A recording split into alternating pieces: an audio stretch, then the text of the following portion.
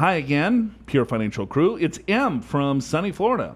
Recently read We've an got article. Sunny D in Florida, and now we've got M from sunny Florida. It's getting confusing. Ooh, got M and D from sunny FLA.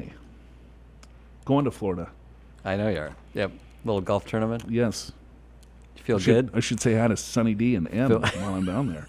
You feel like your golf game is where it needs to be? No, to be in a tournament? not even close. No? It's awful. It's so bad. It is wretched.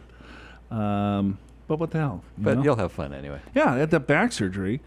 So slowly coming back. Sure. Getting You better. don't have full range of motion, do you? No, not really. Yeah. And especially because I had foot drop on my left leg. And So do you hit like an old guy? no, not at all. You know, no, you I just still- come you- over the top. You still go for it. Oh yeah, I could still hit it probably, but it's all over the place, and I sliced the hell out of it off the Got it. off the off But was it like that before, or is this just since surgery? a little bit of both. A little bit of both, Andy. Thank you for that. Got it. Okay. Appreciate you just chiming in there. Just curious. That was an important question. Yes.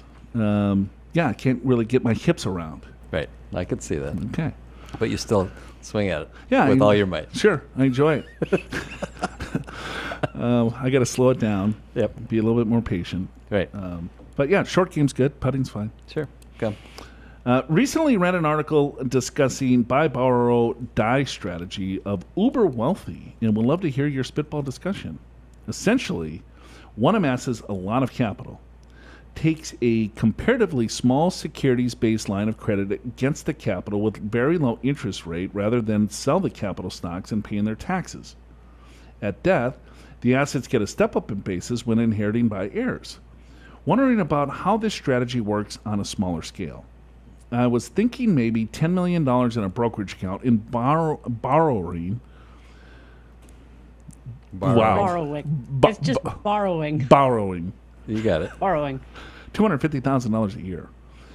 Goal is low interest, near 1%, assuming the return on investment will be at least 4%. You are numbers guys. When do the numbers make sense? Can you borrow as much as 3%? Is $5 million enough to borrow $100K a year? Downside? Thanks, M. Did M go to our Because we just answered the same question. on our webinar? Yeah. Was that? I don't remember. There was hundreds of people on the webinar. I did not specifically see whether M was there. I did see somebody named Sunny D, however. Oh, Sunny Oh, D. he was on. All right. Interesting. Cool. Sunny D. Yeah. M, because we answered this. So what? There was a question similar to this. Yeah, it was it was. like, hey, instead of selling and paying capital gains tax, why don't I just take a note, Right. borrow? Get a margin loan, right? And use that, and that can work, right? Because a loan is not income, and you haven't sold the stock, right? So the downsides, margin interest can go up, right? It's pretty low right now. It can go up. Second downside is if you end up borrowing too much and we have another stock market collapse like we did in the Great Recession, you could be forced to sell stocks. You could lose everything to pay very off quickly. that margin loan. It's leverage. It's a double-edged sword, right? So you're looking at, you're pledging your investments, right? So your investments are not in cash. You want to keep those invested, and you don't want to sell those investments because you didn't want to pay the tax. Sure. So you're going to keep that invested, and then you're going to take a loan or take a margin loan from that. Yeah. And you're pledged against that overall investment. Sure. And so there's a certain, threshold that they're going to say, hey, certain ratio they want, the value of the stock versus what you borrowed, and if it gets too low, they're gonna force you to sell the stocks while they're down. it's called a margin call. Correct. There's a movie called Margin Call when everyone goes bust. Right. So the uber wealthy. So, to some degree, here's the pro. You're not paying tax, let's Yeah. say at 15, 25, or 15, 20% plus the net investment income tax or things like that. You could save money there. And if you're doing 2 or 3% per year, and then Out of the total balance of your... right, and maybe you cap it at 15 or 20% just to be ultra safe, and as long as you can afford those interest payments, yeah, I mean it could work. Yeah. But any kind of borrowing, there's risk. So just be aware of that. Right. It's like taking money, from your home and buying another home. Right. Right. And then you buy another home. It and then works you buy, great as long as homes appreciate. Right. So your portfolio's got to continue to grow. Maybe if you want to take out more, But if you got 10 million, you're taking 2.5% out per year. Yeah, I don't know. That's 2.5%. When do you start this thing and when do you stop it? Well, I think you have to have a game plan. Maybe you stop it at, like I said, 15 or 20%. Yeah, so that's more. That's a handful of years. Right. It's not a really good. It's not forever. No, it's not a good withdrawal strategy at all for long term. You could do a charitable remainder trust. So that's where you set up a trust. It's tax exempt. You put the stock in. The trust sells the stock. But then, but this strategy, when you die, everything goes to the heirs. That's true.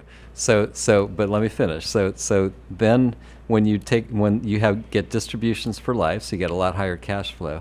But it goes to charity when you pass away. So what you have to do is do an income replacement, if you will, an estate replacement by buying life insurance. So that's what some people do. Yeah, but the strategy is called buy, borrow, and die. Yeah.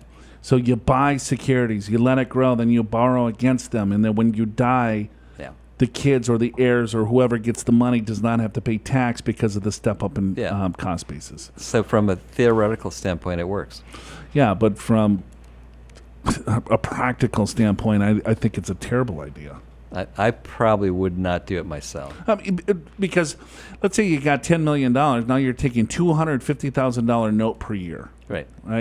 And then all of a sudden now it's $1 million. Then it's a $2 million note, $3 million You're gonna have note, to $4 million stop note. Right? And then now you have this big note on your brokerage account, and then you need more income, and then now you start taking distributions, and then the market crashes, and then everything goes sideways. I don't know. It's pretty risky. You got a $5 million note, and your $10 million goes down to $5 million. You're going to have to sell that margin call to pay it off, and then you got zero left. Yep.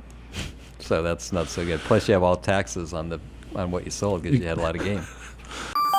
Are you prepared for retirement? Schedule a free financial assessment with an experienced financial professional right online at purefinancial.com.